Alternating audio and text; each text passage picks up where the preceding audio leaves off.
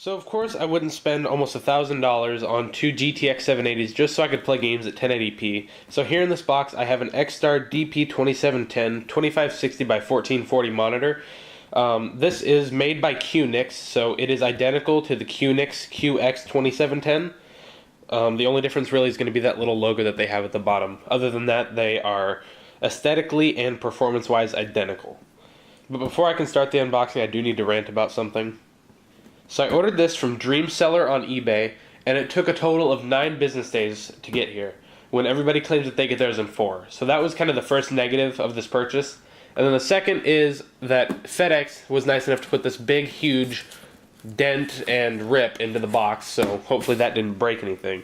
So basically my overall opinion is that if you're going to buy one of these, Dreamseller might not be your first choice. I've only purchased from them once, so I mean that is a small sample size, but still, just from this first impression, it's definitely not a good first impression. But anyways, I'm going to crack open the box and hope that at least nothing's broken. So that's going to involve just cutting these 2 pieces of tape up here at the top. And this is such a big monitor and a big box that I don't really have a good setup of how to record this for you guys. Just because everywhere that I record is generally pretty small, because things that I normally record are pretty small.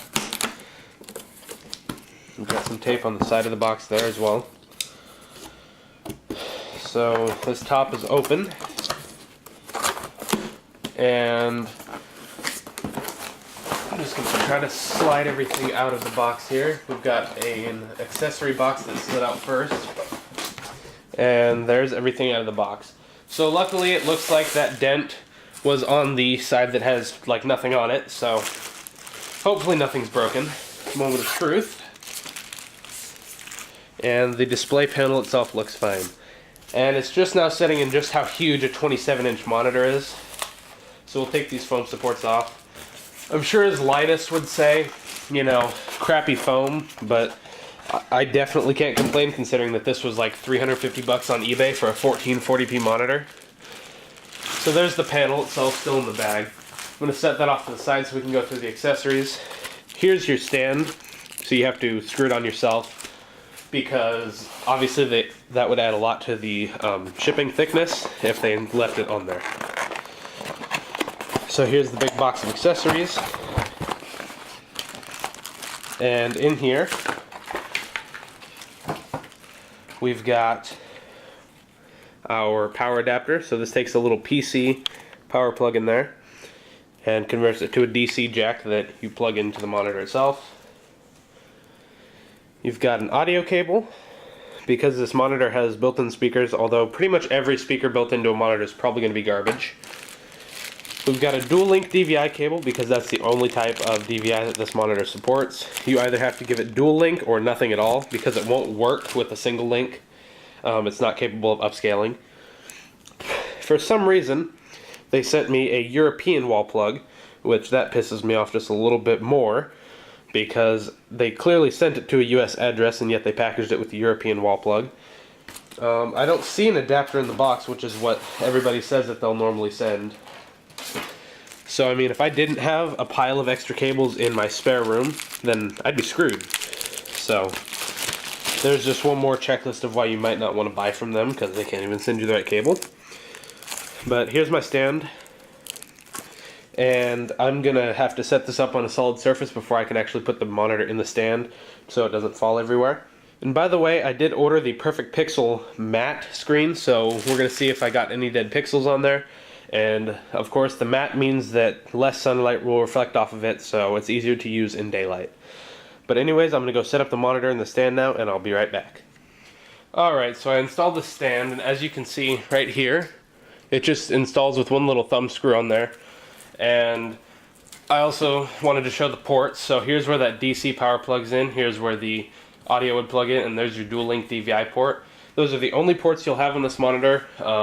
There is very minimal circuitry inside, which is why they can make it so cheap. So it's only going to accept dual link DVI, and like I said earlier, even if you plug in a single link DVI in there that's not 2560x1440, it will not work at all.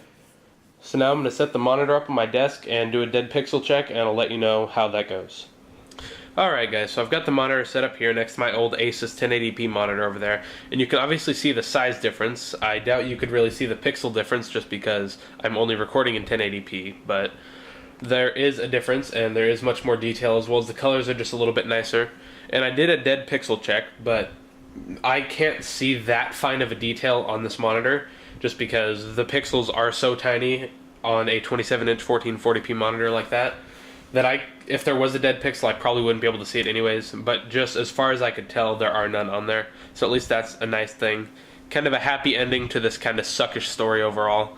But overall, I'm pretty sure I'm going to be really happy with this monitor just because I've been waiting for so long to have a monitor that's greater than 1080p, as well as just to have a nice high quality monitor as well as a second one, so that when I'm editing, I can have all of my tracks over here, like all of the video streams for when I do like a weekly recap and I've got all those streams of video.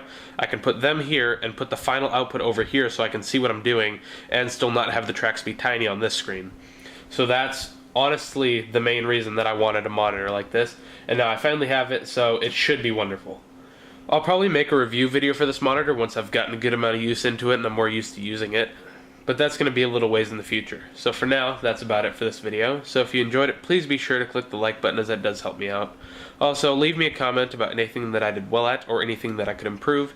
And if you'd like to see more of my videos, then please do click subscribe. Thank you for watching, and I'll see you guys later.